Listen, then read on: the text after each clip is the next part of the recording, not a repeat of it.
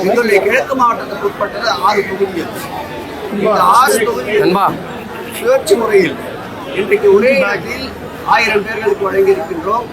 நாளையிலிருந்து 2 இடங்களாக பிரித்து 500 பேர்களுக்கு என்று ஒரு வட்டத்தை மாநகராட்சி மாமன்றத்தை மாநகராட்சியாக இருக்கின்ற வட்டத்தை கட்சியின் அமைப்பு ரீதியாக 2 வட்டங்களாக வைத்திருக்கின்றோம்.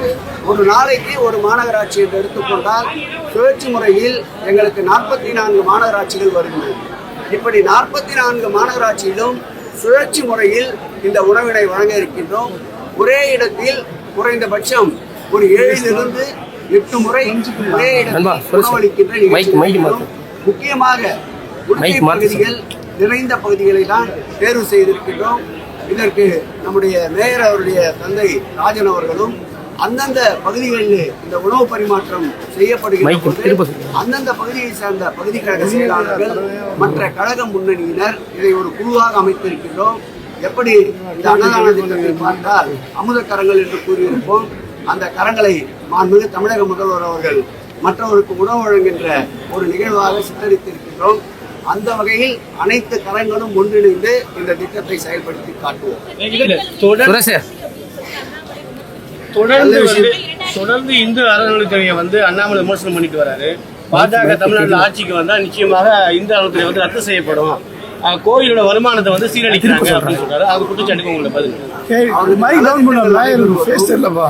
நாளுக்கு நாள் திருக்கோயிலுடைய பக்தர்கள் எண்ணிக்கை கூடுவதும், நாளுக்கு நாள் பக்தர்களுடைய தேவைகளை அடிப்படை தேவைகளை நிறைவேற்றுவதும், எங்கு பார்த்தாலும் குடமுழுக்குகளால் தேவாரம், திருவாசகம், மணியோசை, தூபதீப ஆராதனை நடைபெறுவதும் அவர்களுக்கு எப்படி வயிற்றெரிச்சலை கலப்பாமல் இருக்கும். ஆகவே அண்ணாமலை போன்றவர்கள் ஆன்மீகத்தை வைத்து அரசியல் நடத்தலாம் என்று எண்ணியவர்கள் இன்றைக்கு ஆன்மீகத்தை வைத்து அரசியல் நடத்துவதற்கு இடமில்லை என்பதால் இது போன்ற சொற்றொடர்களை தொடர்ந்து அவர்கள் பயன்படுத்திக் கொண்டுதான் இருப்பார்கள்.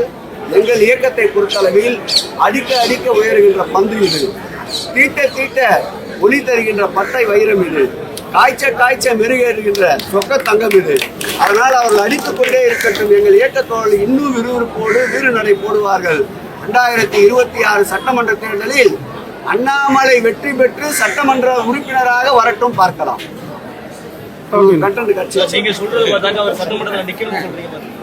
ஏற்கனவே நின்றுருக்காருல்ல, இதுவரை நிக்கவே இல்லைன்னா பரவாயில்ல, கூப்பிடலாம், வாங்க வாங்க வர சொல்லுங்க, தயாராக இருக்கின்றோம். எங்கள் தலைவர் இன்றைக்கும் அறுதிட்டு உறுதிவிட்டு நிமிர்ந்த நெஞ்சோடு, ஏன் நீங்கள் இருமாப்பு செருக்கென்று கூட எடுத்துக் கொள்ளுங்கள், களத்திற்கு வர